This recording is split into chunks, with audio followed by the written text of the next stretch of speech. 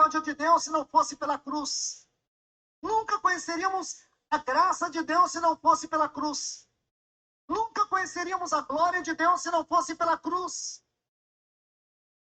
Mas nunca conheceríamos todas essas realidades em nossa experiência se não fosse pelo Pentecostes.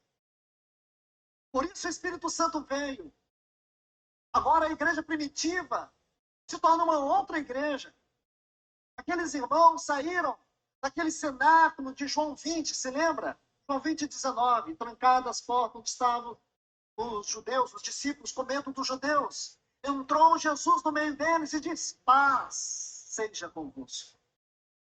Ele disse aqui: olha os caras. Sabe o que ele fez? Soprou sobre eles o Espírito. Irmãos e irmãs, Jesus ficou 40 dias aqui na terra.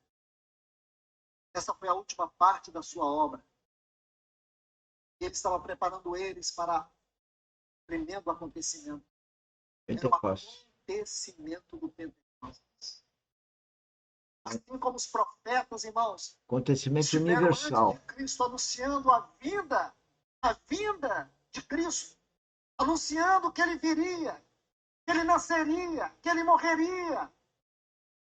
Então, o que nós temos, irmãos? Os profetas falando dessa primeira vinda de Cristo. O que nós temos naqueles 40 dias? Cristo preparando os discípulos para a vinda do Espírito Santo. Ele mesmo preparou eles para a vinda do Espírito Santo. Eis que envio sobre vós a promessa de meu Pai. Ele havia rogado: eu rogarei ao Pai, e ele vos dará outro da mesma natureza, com a mesma essência, outro consolador, a fim de que esteja convosco para sempre. É o Espírito Santo. O que nós temos feito com ele, irmãos? O que nós temos feito com o poder dele, com a vida dele? Como nós temos reagido a ele? Como nós temos caminhado com ele? Muito triste, né? O que significa o Espírito Santo para nós? Se não entendemos o seu ministério, se não entendemos a sua obra, nós não entendemos a cruz, nós não entendemos a doutrina dos apóstolos. Porque quando você toma Atos 2:42, doutrina dos apóstolos, comunhão, a partir do pão e as orações, você sabe que esses fundamentos práticos estão ligados aos 4 fundamentos práticos de Mateus capítulo 16.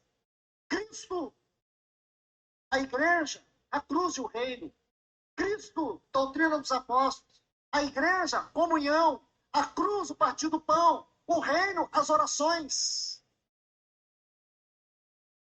Porque as nossas orações, como o Senhor Jesus disse para Pedro, dar-te-ei as chaves do reino. Tudo que ligares na terra terá sido ligado no céu.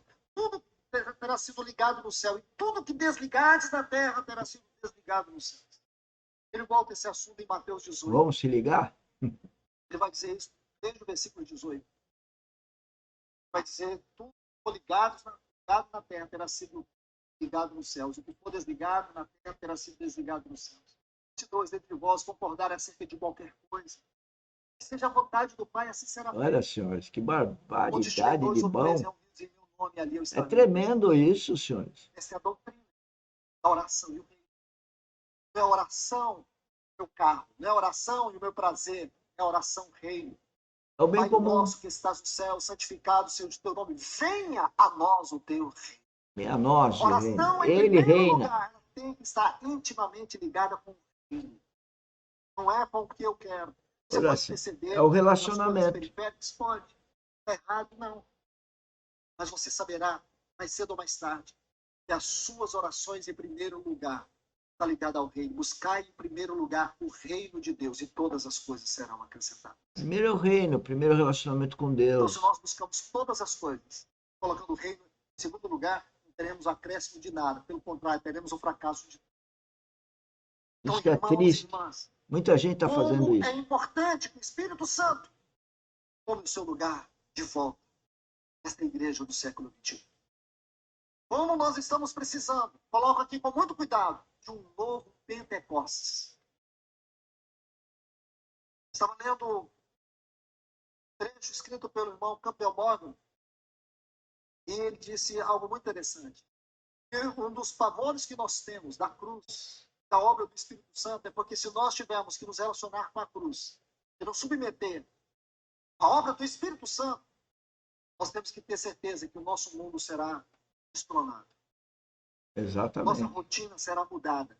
Muda tudo. Nossas prioridades Será muda. serão todas perdidas. Aí que tá. Então não queremos mudar a nossa E rotina. a gente não quer largar Não o queremos mundo. negociar nossas prioridades. Aí não temos Que a cruz Deus. fique no seu devido lugar e o Espírito Santo também.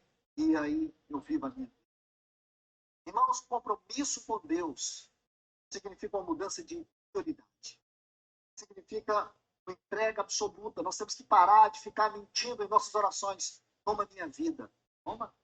Você entrega mesmo? Você não entrega nenhuma oferta. E olha que você entrega a oferta, é o troco do pão. Toma minha vida. Faz dela o que quiseres. Já percebeu que você fez essa oração tem 20 anos e não foi feito nada? Sabe por que não foi feito nada? Porque você orou de boca para fora. O seu coração não pede isso. O seu coração diz assim, deixa eu fazer contigo o que eu quero. A gente quer que Deus seja empregado da gente, funcionário. Irmãos, nunca se esqueça. Deus, ele não só ouve a nossa voz, como ele conhece a motivação de cada frase que nós pronunciamos. Olha só, senhores, não adianta querer mentir, Se tem dissimular. algo que nós precisamos fazer aqui é uma profunda oração de arrependimento. Toca o Uma Espírito Santo. profunda oração de arrependimento. Deixe-me colocar alguns pontos, irmãos.